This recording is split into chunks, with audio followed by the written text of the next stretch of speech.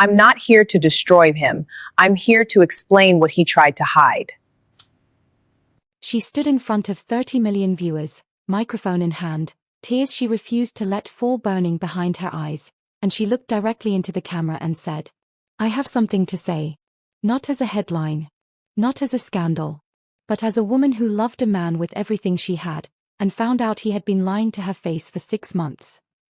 The studio went dead silent. The host, frozen. The audience, not breathing.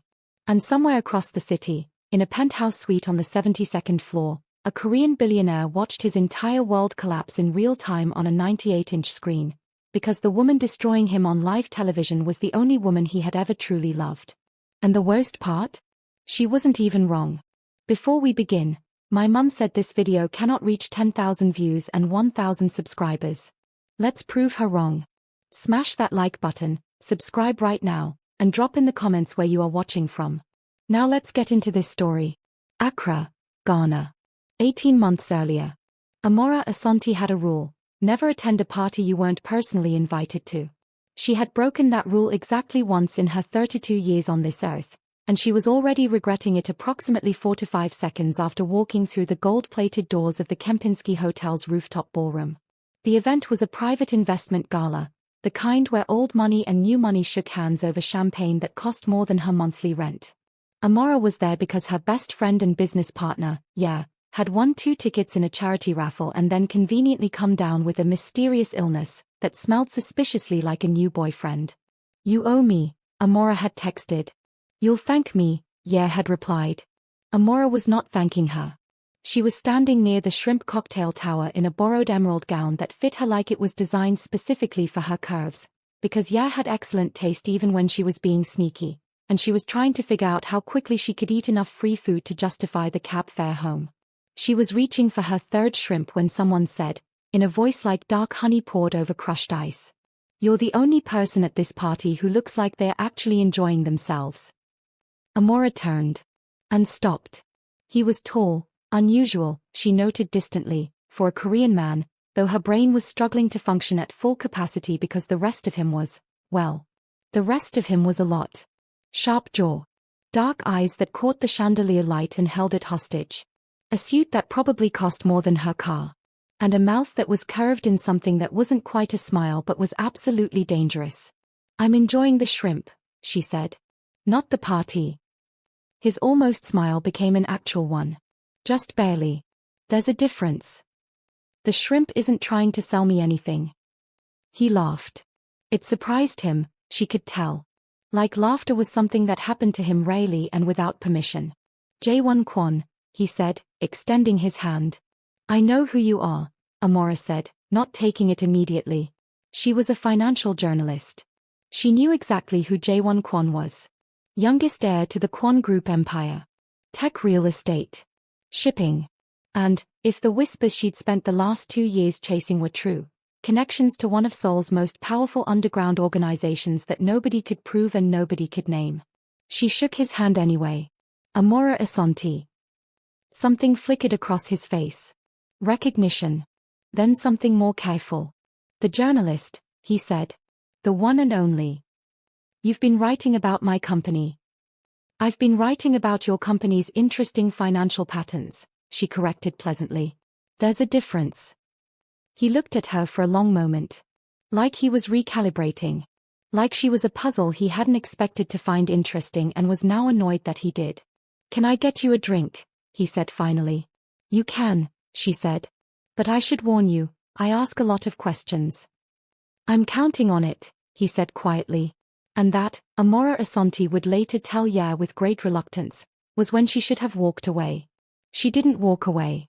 She spent the next 3 hours talking to Jaewon Kwon about everything, about her childhood in Accra, about the way her grandmother used to say that the most dangerous thing a woman could do was be too smart for the room she was standing in. About journalism and truth and the terrifying, necessary work of saying out loud what powerful people wanted kept silent. He listened. Really listened. Like what she said mattered more than anything else in that glittering, expensive room. And when she finally said she had to leave, he walked her to the elevator himself, which nobody was expecting including him. "Have dinner with me," he said. So you can try to convince me to kill my story. So I can continue a conversation I don't want to stop. She stepped into the elevator, turned to face him. The doors began to close. Thursday, she said. Somewhere that isn't trying too hard. He nodded once. The doors closed. Amora leaned against the back wall of the elevator and pressed her hand flat against her sternum, where her heart was doing something loud and irresponsible. Yeah, she muttered to herself, I still don't forgive you. But she was smiling. 3 floors above her, Jaewon stood exactly where she'd left him, staring at the closed elevator doors. Behind him, his head of security materialized from the shadows like he'd been there the whole time, because he had. Sir, said Park Min-suk, his voice carrying the careful neutrality of a man who had learned never to react to anything his employer did. She's the journalist. I know. The one investigating the Kwon Group's South African accounts. I know. A pause. And you gave her your personal number. I did. Another pause. Longer. Shall I? No, Jaewon said quietly. You shall not. He turned from the elevator and walked back toward the party, and if Park Min-suk noticed that his employer's expression had shifted into something he'd never seen before, something that looked dangerously close to hope, he was far too professional to say so. He took her to a jollof rice spot. Not a restaurant that served jollof rice. A spot. A family-owned canteen tucked into a side street in Osu, with plastic chairs and ceiling fans and a woman named Auntie Grace who greeted every customer by slapping their hand and telling them they looked too thin. Amora stood on the sidewalk outside and stared at it and then stared at Jaewon, who was already walking toward the entrance like he'd been here before. You researched me, she said, following him. I listened to you, he corrected without turning around. Thursday night. You said your grandmother's jollof was the standard by which you measured all joy. I found the closest thing to a grandmother's kitchen within 3 kilometers of your office. Amora opened her mouth. Closed it. Auntie Grace appeared in the doorway, looked Jaewon up and down, and slapped his hand. You again? Still too thin. Sit. You've been here before, Amora said, sliding into the chair across from him. 4 times this week, he said. Reconnaissance. She burst out laughing. It came out of her suddenly, loud and unguarded, and the couple at the next table looked over and smiled because it was the kind of laugh that made everyone in the room feel better. Jaewon watched her laugh and something in his face did something quiet and irreversible. Okay, Amora said, composing herself. I'll admit that is possibly the most thoughtful first date location in the history of first dates. Possibly. Don't push it. He smiled. That real one. The rare one. They ate jollof rice and fried plantain and Auntie Grace's pepper soup that made Amora's eyes water and made Jaewon eat 3 bowls with the focused determination of a man who refused to show weakness in front of a woman who was already watching him too closely. You're crying, Amora pointed out. I'm not crying. Your eyes are sweating. They are not, he stopped. Looked at her. Did you just say my eyes are sweating? It's a medical condition. Very common in men who underestimate Ghanaian pepper. He looked at his bowl. Looked at her. Picked up his spoon and took another bite. She applauded. Softly. Like she was at the opera. Stop that, he said. I am showing respect, she said. For a man who refuses to lose. Something shifted between them then. Something that had been playful became something more. She felt it. She saw that he felt it too. Tell me about your company, she said, and her voice was gentler now. Not the version in the press release. The real one. How you built it. And he told her. Slowly at first, and then with a steadiness that surprised him. About his father's empire and the suffocating expectation that had come with the Kwon name. About being 24 and brilliant and already trapped. About the parts of the business he'd inherited that he didn't choose and the parts he was trying to quietly dismantle before anyone noticed. He didn't tell her everything. Not yet. But he told her more than he had ever told anyone. When they finally left, it was past midnight and Auntie Grace was sweeping around their feet with pointed patience. On the sidewalk outside, Amora turned to him. I should still write the story, she said. I know. You understand that, right? Whatever this is, she gestured between them, it doesn't change the journalism. I wouldn't want it to, he said quietly. I'd have less respect for you if it did. She looked at him for a long moment. He held her gaze without flinching. Good night, Jaewon Kwon, she said. Good night, Amora Asante. She walked to her car. He stood on the sidewalk and watched until the taillights disappeared around the corner. Park Min-suk materialized at his shoulder. Sir. The Kim faction has been asking questions about. Tomorrow, Jaewon said. Sir, it's rather urgent. Tomorrow, Min-suk. A pause. She's going to complicate things. Yes, Jaewon said simply. She is. He said it like it was the best news he'd received in years. Amora had 3 rules about men. Rule 1, never date anyone your grandmother wouldn't approve of. Rule 2, never let a man see you flustered before the 3rd date. Rule 3, never, under any circumstances, fall for someone you were investigating professionally. By the end of the 2nd week, she had violated all 3. Her grandmother would have adored Jaewon Kwon. That was the infuriating part. Grandma Abina had always said, the right man won't try to dim you, baby. He'll hand you more candles. And Jaewon, the Korean billionaire with shadow connections and a face that should have been illegal, handed her candles constantly without even seeming to notice he was doing it. He sent her research materials. Not flowers. Research. A package arrived at her office on the 5th day, a collection of financial documents she hadn't been able to access, with a handwritten note that simply said, thought these might be useful. J. Her editor, a fierce Liberian woman named Comfort who didn't trust anyone, picked up the note, read it, set it down, and looked at Amora. Who sent you primary source documents for your investigation? Comfort said slowly. The subject of my investigation, Amora said. A very long silence. Amora. I know. Amora. I know, Comfort. This man is either helping you because he trusts you more than he trusts his own lawyers, Comfort said, or he's playing you in a game whose rules you don't know yet. Or both, Amora said. Or both, Comfort agreed grimly. That evening, Amora called Jaewon. The documents you sent, she said, skipping hello because he made her too nervous for social niceties. Some of them implicate people connected to your family. Yes. You sent them anyway. Yes. Why? A pause. The kind that felt like something being weighed. Because you were going to find them eventually, he said. And I'd rather you find them from me with context than from someone else without it. And because? And because I don't want to lie to you, he said. Simply. Quietly. Like it was the most obvious thing in the world and also cost him something. I'm aware that's an unusual position for someone in my situation. Amora sat with that for a moment. Jaewon. Who are you, really? A man trying to be better than the name he was born with, he said. I'm not there yet. But I'm trying. She believed him. That was the dangerous part. Her journalist's instincts, honed over 10 years of catching powerful people in beautiful lies, told her to believe him. 3rd date, she said. Saturday. Where? My choice this time, she said. Dress casually. And I mean casually. If you show up in a suit I will send you home. Understood. He showed up in dark jeans and a simple black shirt and Amora's brain went briefly offline because that was somehow worse than the suit. He looked like a real person.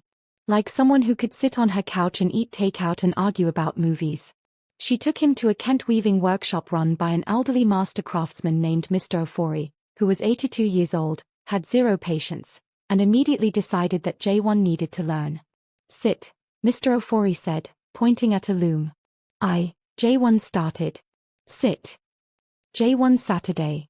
For the next 2 hours, Amora watched the most powerful man she had ever met get repeatedly corrected by an 82-year-old Ghanaian man and she laughed so hard she had to step outside twice to recover. But here was the thing that got her. The thing she couldn't explain to Ya when she tried to later. Jaewon didn't perform patience. He had it. He sat at that loom with the same focused intensity he probably brought to billion-dollar negotiations and he learned. He asked questions. He listened. He produced a strip of Kent cloth that Mr. Ofori declared acceptable for a beginner who has no natural gifts. Jaewon held up his small strip of woven cloth with the same expression as someone who'd just closed a major deal. He said acceptable, he told Amora. He also said you have no natural gifts. He said acceptable. Jaewon repeated, like this was the important part. Amora looked at him, really looked at him, and felt something warm and terrifying spread through her chest. Oh no, she thought. Oh no, no, no. She was already falling. Later that night, outside her apartment building, he stood close enough that she could smell his cologne, something dark and clean, and the Accra night was warm and full of crickets and distant music. I need to tell you something, he said. Her heart clenched. Okay. The financial investigation you're running, there are people who don't want it published. People connected to the Kwon group in ways I can't fully explain yet. I need you to be careful.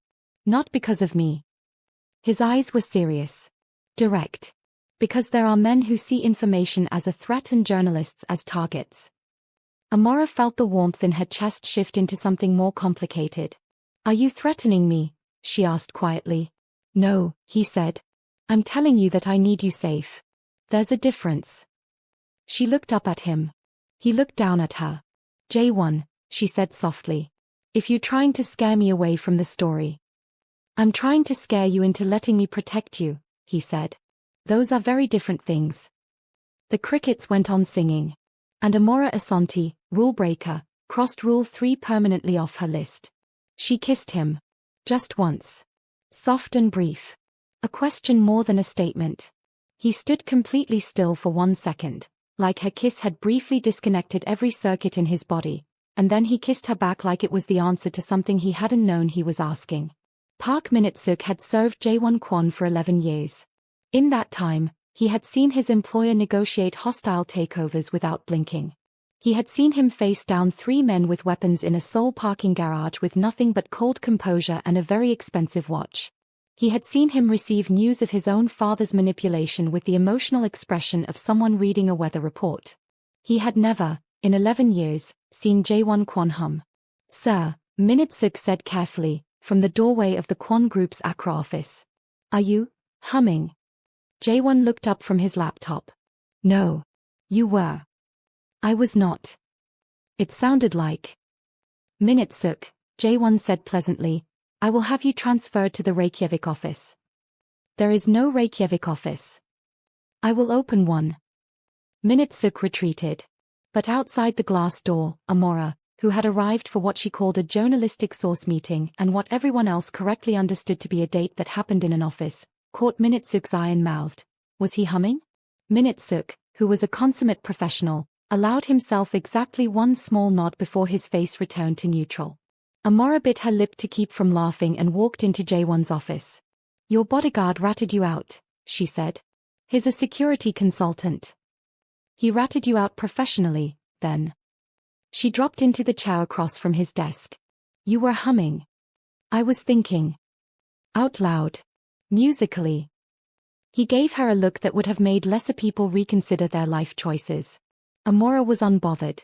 This was, she had discovered, one of her great powers. She was constitutionally immune to being intimidated by Jaewon Kwon, which appeared to delight and frustrate him in equal measure. I found something in the documents, she said, sliding a folder across his desk. Business now. She could compartmentalize. She was excellent at compartmentalizing. This subsidiary, Kilowatt Pacific Holdings. It's been moving money through shell accounts in 3 countries. The endpoint is a security firm in Johannesburg. Jaewon opened the folder. His face went very still. You know what it is, she said. It wasn't a question. Yes. Tell me. He looked up at her. The rare honesty in his expression was almost painful. It's the part of my family's empire I've been trying to dismantle for 2 years. The part my grandfather built. That my father maintained. That I inherited against my will and have been quietly, legally, carefully unraveling. He paused. The security firm in Johannesburg is not what it looks like on paper. What is it on paper? A legitimate private security company. An off-paper. Enforcement, he said quietly, for people who require a certain kind of persuasion. Amora sat with that. How close are you to being free of it? She asked. Closer than I was 2 years ago.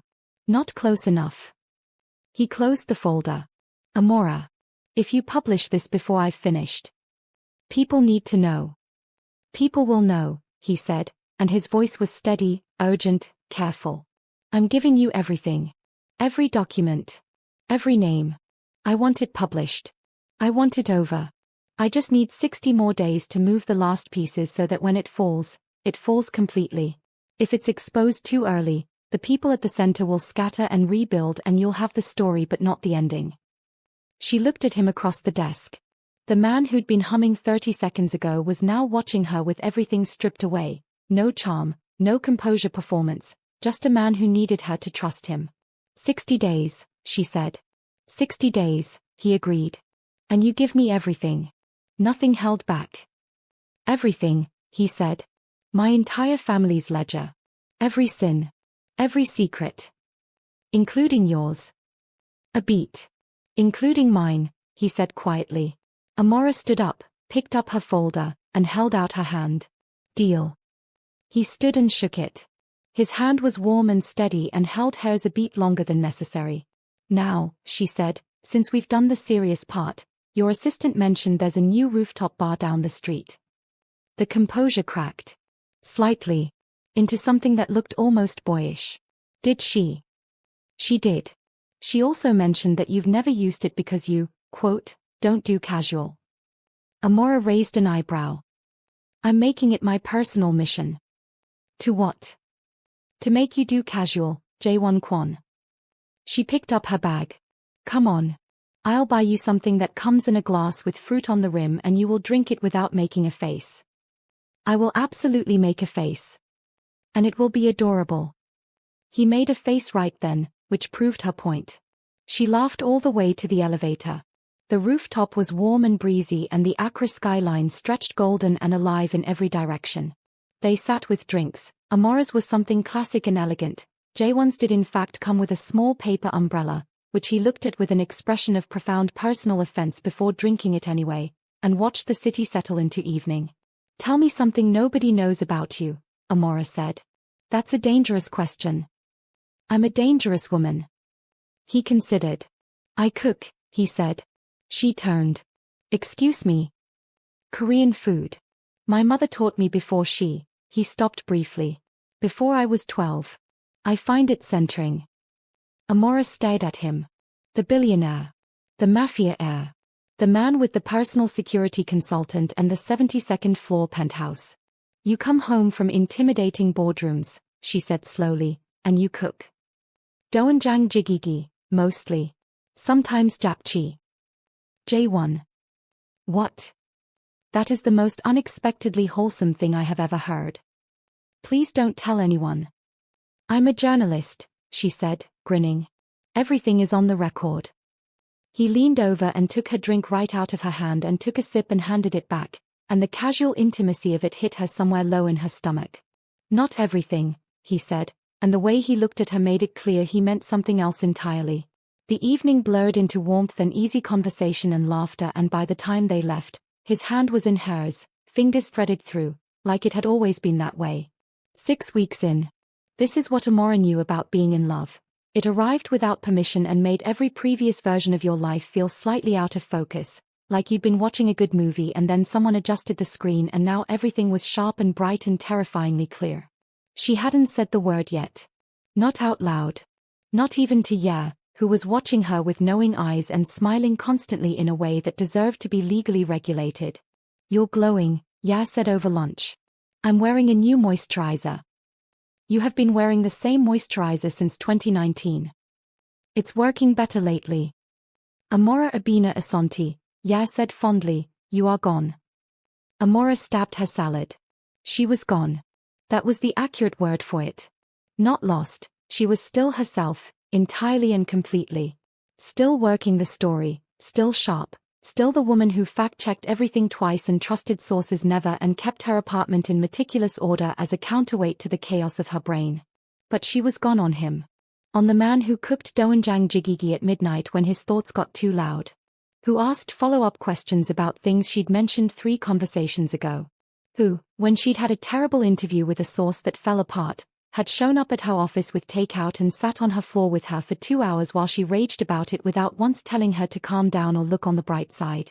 on the man who had, last Tuesday, during a rainstorm that had trapped them both in his car outside her building, held her face in both his hands and told her in a voice made rough by everything he wasn't saying that she was the most remarkable person he had ever met. She was gone. And then his penthouse was broken into. She found out at 11 p.m. on a Thursday from Park Minute-suk, who called her directly, which told her everything about what Jae-won had apparently told his security team about her status, and said in a very calm voice that there had been an incident and Mr. Kwon was unharmed but the situation required discretion. "Where is he?" she said, already grabbing her keys. He was at a secondary location, a safe house, though Minute-suk didn't use that phrase, he said alternate residence the way you might say slight inconvenience. It was a townhouse in a quieter neighborhood, and when Amora arrived, Jae-won was sitting at a kitchen table in a gray t-shirt and dark pants with a slight cut along his left forearm that someone had already bandaged and an expression on his face that was trying very hard to be composed and not entirely succeeding. She walked in, took one look at him, crossed the room, and put both her arms around him from behind. He went completely still. "Are you okay?" she said into his shoulder. A pause. She felt him breathe in. "Yes," he said. "Are you actually okay?" Another pause. Longer. "No," he admitted. Very quietly. She held on. He reached up and put his hand over hers. They stayed like that for a while. "Someone connected to the Kim faction," he said finally. "A warning. They've been watching my progress on the Johannesburg operation and they don't want it completed." He turned slightly, not breaking her arm's hold. "They don't know about you." "You're sure?" Minute-suk is sure, which is the same thing. He looked at her. Something raw in his face. "I won't let them near you." "I know," she said. "You should be careful." "Jae-won," she said. "I've been a journalist in Ghana for 10 years. I've received threats from politicians, warlords, and one extremely upset local businessman whose wine import scheme I exposed in 2019. I know how to be careful. This is different. It's different because it's your world and you feel responsible." She pulled back enough to look at him properly. "But I'm not a woman who needs to be put in a box for safekeeping. I'm a woman who needs to be told the truth and trusted to handle it." He looked at her. "Tell me," she said. "Everything. Right now. All of it." And he did. For 2 hours, at that kitchen table, Jae-won Kwon told her the full truth of the Kwon name. His grandfather's founding of the underground network. His father's expansion of it. His own inheritance of something he'd wanted no part of and the methodical, years-long work of detaching himself without triggering a war that would hurt people who had nothing to do with it. He told her about the Kim faction, a rival organization that had been waiting for the Kwon network to weaken so they could absorb it. About the Johannesburg accounts being the last major thread that connected the legitimate empire to the shadow one. About why those 60 days mattered. He told her everything. When he finished, the kitchen was quiet. The city hummed distantly outside. "You're not a criminal," she said carefully. "You're a man trying to dismantle one. From the inside," he said. "Which is messier. And slower. And requires doing things I'm not proud of." "Like what?" "Like negotiating with people I'd rather arrest. Like using leverage I'd rather not have. Like," he stopped. "Like not always being able to tell the whole truth to someone I." He stopped again. "Someone you what?" she asked softly. He looked at her across the table. That full, unguarded look that she'd been collecting like something precious. "Someone I love," he said. The word landed in the room like something that had been waiting to arrive. Amora felt her throat tighten. "That was not where I expected that sentence to go," she said, and her voice came out a little rough. "I didn't plan it," he said. He looked almost startled himself. I'm not accustomed to saying things like that." "I can tell," she said softly. "You said it like it was being pulled out of you." It was. She reached across the table and took his hand. "Jae-won," she said. "I'm falling in love with you too. And I need you to know that I'm doing it with my eyes open. I know who you are. The whole picture. And I'm still here." He turned his hand under hers and held it like it was something he planned to keep. 60 days, he said. 53, actually, she corrected. "I've been counting." Something crossed his face that she would later identify as a man realizing he had found his person. 40 days remaining. Jaewon brought her to Seoul. Business, he said, which was technically true. There were meetings. Legitimate ones. But there was also a private tour of Gyeongbokgung Palace arranged at a time when most tourists had gone, and a dinner reservation at a restaurant where the chef came out personally to explain each dish, and a morning where he showed up at her hotel door with 2 cups of coffee and said, "I want to show you where I grew up." Amora, who had packed 3 professional outfits and 1 dress that Ye had shoved into her bag with the words, "You will need this, I promise," wore the dress to the palace. It was deep plum, simple and structured, and it moved when she walked in a way that made Jaewon stop talking mid-sentence when she came down to the lobby. "You were saying something about quarterly earnings," Amora said pleasantly. "I was," he said. He was still looking at her. "I've forgotten what it was." "Good. Lead the way." The palace was golden in the late afternoon light, all sweeping rooflines and ancient stone, and Amora walked through it with the focused wonder of someone who understood that history lived in buildings and you had to be quiet enough to hear it. Jaewon watched her more than the palace. "This city shaped you," she said, at one point, standing in a courtyard. "It did." "Tell me how." He told her about a childhood that had been wealthy and cold and strictly organized around expectation. About his father's silence being more terrifying than his anger. About his mother, who had been warm and quiet and gone too soon, and who had taught him to cook and to read poetry and to believe that precision was a form of love. "She sounds extraordinary," Amora said. "She was," he said. "She would have," he paused. Looked at Amora with something careful and bright in his expression. "She would have asked you 1,000 questions and loved every answer."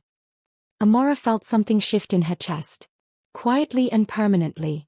That night, after dinner, he took her to a rooftop overlooking the Han River. The city blazed below them in every direction. He stood behind her, his arms loosely around her, his chin near her temple, and for a while neither of them said anything because the moment was full enough without words. "After the 53 days, she said softly. "What happens?" "The story breaks," he said. "The Kwon name takes a hit. The legitimate business survives. I've spent 2 years making sure of that. The shadow network dissolves or gets absorbed into the legal system. And he paused. I become just a man." "Just a man," she repeated. "Is that enough?" She turned in his arms and looked up at him. "Jaewon," she said. "You were never the empire. You were always just the man." He kissed her then. Slow and deep and deliberate. The kind of kiss that meant something beyond the moment, that was building toward something, promising something, staking a claim on the future. When they finally separated, her forehead was against his chin and his hands were warm at her waist. "Move to Accra," she said. "After." He pulled back slightly to look at her. "You're serious? Your business can operate from anywhere. My work is there. My grandmother's house is there." She met his eyes. "And I've decided I want you in my life in a permanent way and long distance is inefficient." He stared at her. "Did you just cite efficiency as a reason for us to live in the same city?" he said. "I also cited permanence," she said. "Pay attention." He laughed, that full, helpless laugh that he gave her and almost nobody else. "Yes," he said.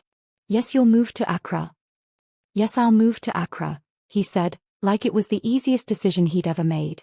Like it had already been decided before she asked. But 2 floors below them, in a restaurant bar, a man with a Korean face and careful eyes was watching them on the rooftop through the floor-to-ceiling glass.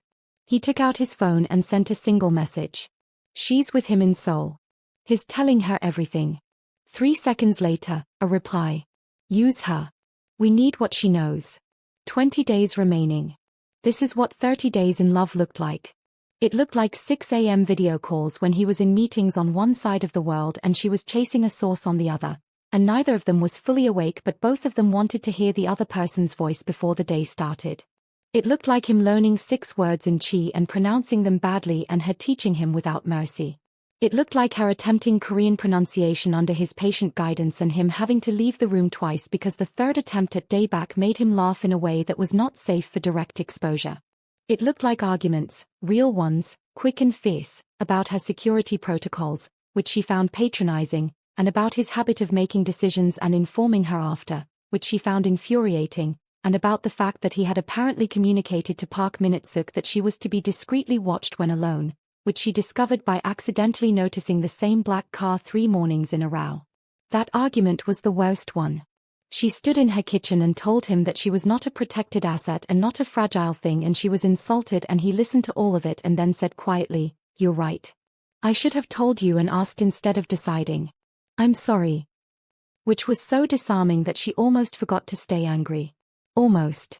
"The car stays off my street," she said. "Agreed. But you tell me if there's a specific threat." "Agreed. And you stop making decisions about me without talking to me." "Agreed." A beat. "This applies symmetrically, I assume." "Of course not, I'm the reasonable one." He made that face. The fond, suffering face. "Amora." "Fine," she said. "Fine. Symmetrically." It looked like Sunday mornings at his rented Accra apartment. He had moved operations partly to Accra with a speed that was either very romantic or suspiciously efficient. Amora chose to see it as both, where he cooked and she sat on his counter and read him bits of her drafts, and he gave notes that were maddeningly good because of course they were. It looked like danger, still humming in the background. Encrypted messages. Careful movements. Minute-suk's eyes scanning every room before they entered. The knowledge that there were people watching, waiting, calculating. But it also looked like him pulling her close in a hotel corridor in Nairobi, where she was covering a summit and he had flown in because he had decided he was done being in different cities, and whispering something in her ear that made her go warm all over. It looked like her telling him things she hadn't told anyone, about the loneliness of being excellent in spaces that hadn't always made room for her. About her father's absence and how it had made her both too independent and quietly terrified of being left. He held her face when she told him that last part. "I'm not going anywhere," he said. "That's not a promise I make lightly. It's one I've made once, to one person, and I intend to keep it." "When did you make it?" she whispered. "The night you stepped into that elevator at the Kempinski," he said. "I knew, even then. I just didn't have the language for it yet." But 15 days out, something shifted. She noticed it first in the calls, slightly shorter. In the texts, slightly slower. He was present when they were together, but something in his eyes in unguarded moments looked like a man carrying something he hadn't shown her yet. She told herself it was the pressure of the final push. The operation was in its last stages. The pressure on him was enormous. She gave him space and watched and waited. She should have asked sooner. She should have trusted her instincts. But she didn't. 10 days remaining. Amora got the call at 7:43 a.m. on a Thursday. It was a source, a reliable one, deep inside the Kwon Group's financial infrastructure, and what he said made her sit down on her kitchen floor. "There's a secondary agreement," the source said, "between Kwon Jae-won and the Kim faction. It was signed 6 months ago. Under it, certain assets of the Kwon Shadow Network transfer directly to Kim's people rather than being dissolved. Kim gets control. Kwon gets clean. The journalists, a pause. The investigation gets quietly shelved. There's a name attached to the arrangement. As the mechanism for shelving it." "What name?" she asked. "Asante, a Accra-based journalist. The deal requires her story not to publish." The kitchen was very quiet. "You're saying," Amora said carefully, "that Jae-won made a deal with the people he told me he was fighting. To give them what they wanted. In exchange for his freedom. By using me as the bargaining chip." "The document has his seal," the source said. "I'm sorry." She sat on her kitchen floor for a very long time after she hung up. She thought about the palace in Seoul. The thumb tracing her jaw in a Nairobi hotel corridor. "I'm not going anywhere." The Doenjang jigigi and the Kent cloth strip he'd apparently kept and she'd found once in the pocket of his jacket and pretended not to see because it had nearly undone her. She thought about every document he'd given her. Every truth he'd claimed. The clever trap of it. She stood up. Washed her face. Called Comfort. "I have the story," she said. "All of it." Comfort asked. "More than we expected," Amora said. "I need a live platform. Television. As soon as possible." Amora. Comfort. "Live. Today. Please." A pause. Her editor heard something in her voice that she didn't ask about. I'll make some calls, Comfort said. At 3 p.m. that afternoon, Amora Asante sat across from the host of Ghana's most watched current affairs program, in front of 30 million viewers streaming live across Africa and abroad. She looked calm. She was not calm. I've spent 8 months investigating the Kwan Group, she said. And I have everything. Financial records. Shell company trails. The full map of a shadow network that has operated for 3 generations. She paused. But there's something else. Something I have to say first. The host leaned in. Amora looked at the camera. I have something to say. Not as a headline. Not as a scandal. But as a woman who loved a man with everything she had, and found out he had been lying to her face for 6 months. In the penthouse suite on the 72nd floor, Jaewon Kwon watched the woman he loved dismantle him on live television. He watched her produce documents he recognized, some he'd given her, some she'd found herself. He watched her explain, in clear, careful, devastating detail, the deal between the Kwon name and the Kim faction. He watched her say, without tears, without drama, with the steady voice of a woman who had decided that the truth was the only way through, I trusted him. And that trust was used against me. And against the public who deserved this story clean and without conditions. He watched her finish. He watched the broadcast cut to commercial. He sat very still. And then he picked up his phone and called Park Min-suk. Get me the document, he said. Which? The Kim agreement. The one with my seal. Get it. Now. A pause. Sir, Min-suk said. There is no agreement. Silence. What? There is no agreement with the Kim faction. There has never been one. Your seal was never. Min-suk's voice dropped. Sir. Someone fabricated it. Someone gave a false document to her source. Jaewon stood up from his chair. Who? He said, and his voice was very, very quiet. We're looking. But sir, she just broadcast to 30 million people. I know, he said. He was already walking toward the door. She was in the parking garage beneath the television studio when she heard footsteps behind her. She turned. He looked like a man who had run red lights across the city. His jacket was gone. His hair was not in its usual careful state. His eyes looked like someone who had been cracked open. The document is a fabrication, he said. She stared at him. The Kim agreement. The deal you described on air. It doesn't exist. My seal was faked. His voice was low and urgent and absolutely steady. Amora. Someone fed your source a false document to destroy the story before it published. And they used me to do it. She looked at him for a long moment.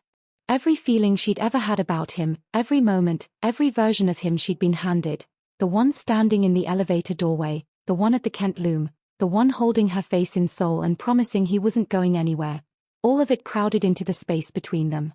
You need to prove it, she said. I know. Right now. Not tomorrow. Not in a statement. Now. I have the original documents. The authentication records. The timeline that shows I was in Nairobi, with you, when this supposed agreement was allegedly signed. He held out his phone. On the screen was a document trail. Look at it. She took the phone. Looked. Her journalist's eye went through it quickly and ruthlessly and then went back through it again. Her heart was doing something painful and loud. Who did this? She said. The Kim faction, he said. They couldn't stop the story, so they tried to discredit you by going through me. If you broadcast it wrongly, if the story was tainted by personal betrayal, the whole thing becomes about us instead of about them. She looked up at him. They almost succeeded, she said quietly. Almost, he said. She handed his phone back. For a moment, neither of them moved. I went on live television, she said, and her voice was careful and controlled, and underneath it was something that shook very slightly. And I told 30 million people that you had betrayed me. Yes, he said. That's going to require a very significant public correction. Yes, he said. And a lot of uncomfortable conversations. Yes. J1, she said, and now her voice broke slightly on his name, just barely. I should have called you first. I should have. I had the instinct to call you and I didn't trust it because I was. You were protecting yourself, he said. You had every reason to believe the worst, given everything I come with. I should have trusted you. You had a falsified document with my seal, he said gently. Any good journalist would have published. I'm not just a journalist, she said. I was also, she stopped. I was also in love with you. His face did something. Several things, in quick succession. He said carefully. She corrected. Present tense. Infuriatingly.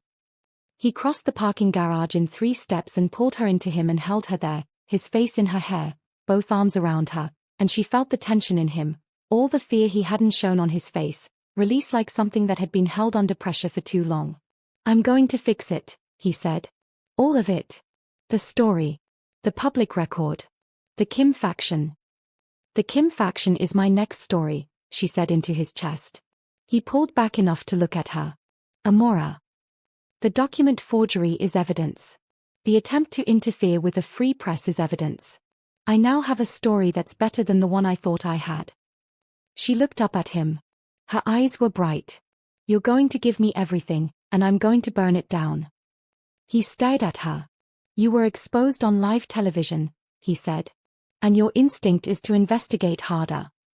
My instinct, she said, is to find the truth. That's not separate from who I am, J1. It's not something I set aside when things get personal. She paused. Which is why when I make a public correction, it will be just as thorough as the original broadcast. Because I don't do halfway. He looked at her for a long moment. Marry me, he said.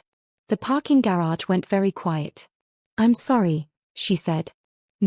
That's not, he stopped.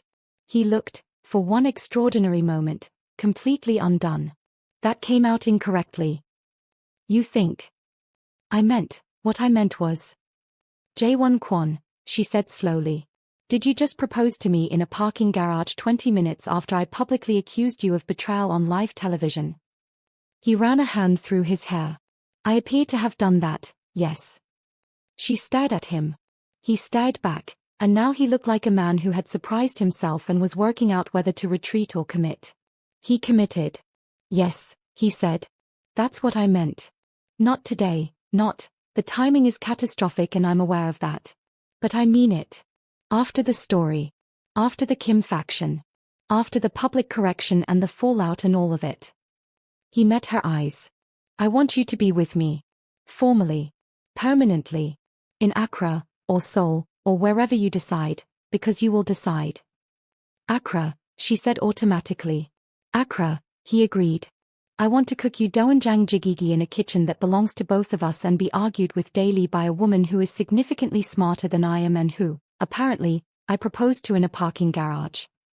Amora Asante pressed her lips together very hard. Her eyes were doing something she was not going to call crying. Ask me again, she said. Properly. When this is all over. And you'll say yes. I'll say, she paused. I'll say that I am provisionally and enthusiastically inclined in that direction. That's not a yes. It's a very warm maybe, she said. Coming from me, that's practically a proposal in itself. He laughed. That full, helpless laugh. And then his expression shifted, not away from warmth, but underneath it, to something serious and certain. The Kim faction isn't done, he said quietly. Exposing me didn't work. They'll try something else. What? I don't know yet. His eyes were steady and sharp. But Minitsuk intercepted something this morning. A communication. A name. Whose name? He looked at her. Yours, he said. In a boardroom in Seoul, the head of the Kim faction placed a photograph on the table. A woman. Ghanaian. Beautiful. In a parking garage, arms around a man who had just cost them everything. She has the full story, his lieutenant said. The Johannesburg accounts. The network. Everything. Then we take back what she has, the faction head said. And Kwon. A pause. The photograph was studied. He'll come for her, he said. That's what makes her useful. Part 2 is coming, and nothing will ever be the same. If this story moved you, made you hold your breath, or made you root for Amora and J1, smash that like button, share this with a friend who loves a good love story, and tell me in the comments. Team trust him or team she was right to doubt. I need to know where you stand before part 2 drops.